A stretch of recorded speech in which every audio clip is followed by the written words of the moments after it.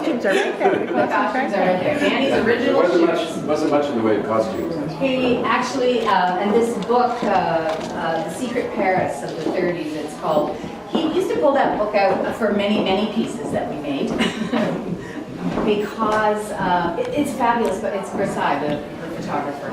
And when they were, when Randy and Danny first did it, they literally picked up costumes at the Salvation Army when we were on tour somewhere, and they originally did it in these plaid bell-bottoms and vests and white shirts. And we had bowler hats. And we you were kind had of we were a bowler bit hats? clownish looking. Yeah. And my mother came to see it, and she really loved it. It was so sweet, and I think that offended Danny. And my mother, and then her mom said, "I just love that dance." I think after that we're going to change the costumes, and we did. I also, interesting story as a dancer. I danced in the very first version in Oakville in 1980. And then when I was 56, I damn near killed myself, but I got back in shape. And I did it again at the very last time. Nobody's business has ever been performed, so I managed to book in it. I'm still paying for that. For the other end. Yeah, right. So you see the photograph on the left, once the duet had been made, Danny was starting to work on the group sections, he showed this book to his designer, Mary Kerr, who did about 30 of Danny's works. And so that was the inspiration, and you can see the picture next to it where, yes, somebody has no shirt on, and somebody has no pants on, and all the rest of it. So that's how that evolved. And the duet guys had no shirts, no pants. Just one other thing before we go on to Aaron. I guess we're going to speed it up a little bit. These little drawings that Danny does, he didn't start doing this until later in his career, and I really think it was when, through government cuts, we were getting shorter and shorter seasons, and he was without dancers, but he couldn't not think about what he was going to do. So he would start to draw the scenes of dances. And these may not be some of his best examples, but some of them are truly brilliant. They're just these little pieces of folk art, and he used to also paint them in colors, and that's when he would start to play with colors and show the designers. And so he made these little things, and there are often some funny things that he would write too. And he would revise, and you see the big scribbles for certain ones sometimes. And anyways, I don't know anybody else who sort of does the storyboard to make a dance. Because she really did spend 10 years of her life devoted to lesbian content in concert dance. Juilliard trained, very lovely dancer herself, and I think she felt very alone and very isolated. I think she felt very unappreciated and couldn't quite find a place for herself in dance. And so with her partner Sharon DeGeneva, her partner of the time, she created a studio and performance space called Damn Straight, where she could continue to do her works, where friends could continue to do their works, and it sort of took it out of having to please a presenter or getting on the good side of a presenter to bring you in to do your work, but they could do it themselves.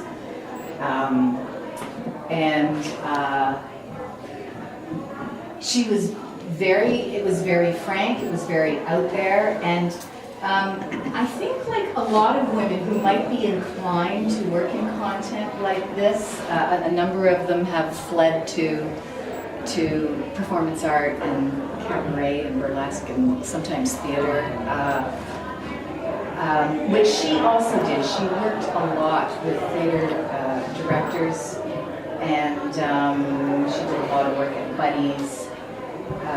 This particular one she did co-choreographed with Susan Lee, and she's had a few incarnations of herself, and she kept plugging. She did a number of works of mixed abilities, so some people in wheelchairs, some dancers, and that's what this particular one is, the Busy and Dizzy. There's a cast photo. She initiated a group called Real Wheels, I think, and did work with that group. That was sponsored by 519 Community Center. And currently, she's in Montreal and has 2 children and does something called mama dances. And so she does classes for mothers and babies, sometimes fathers and babies, parents and children. She does contact improv for families. And she choreographs also on, particularly on mothers and babies. So she's continued to do some really interesting things that are out of the ordinary in dance. George Stamos, yes, originally from the East Coast. He didn't start dance that late, but he just got into it in a very unorthodox way. And always liked to move. I think if you read this this description here, you'll find out that he got in trouble with the law. He was shoplifting as a teenager after he had left home, living on the streets of Halifax. Was caught shoplifting, and he had this idea that he wanted to dance, and so he wangled his community service as part of his sentence to clean a dance studio. And so he could get classes too. So that's how he started. And he also went to Amsterdam from the School of New Dance there. He was a go-go dancer he spent a decade doing that in some major cities of the world. He said that's where he learned performance. And you were right up front. Sometimes you were performing to drunk people, but you really had to work hard at being a performer. He's made some very interesting work, works a lot with masks. And what else can I say about George? This is a piece that he choreographed on Sarah Williams, who's a brilliant dancer herself. She danced with La La La for many years. She's a very physical, muscular dancer, and just a great interpreter. Did he make those masks?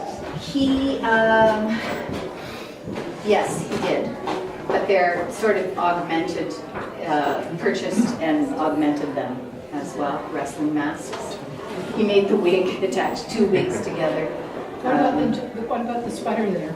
Yes, this one is a piece called from Reservoir Pneumatic, and George actually wore these, 10 of them, and takes them off. It was a metaphor for identities, sort of having many identities, donning and shedding identities, and so he takes them off.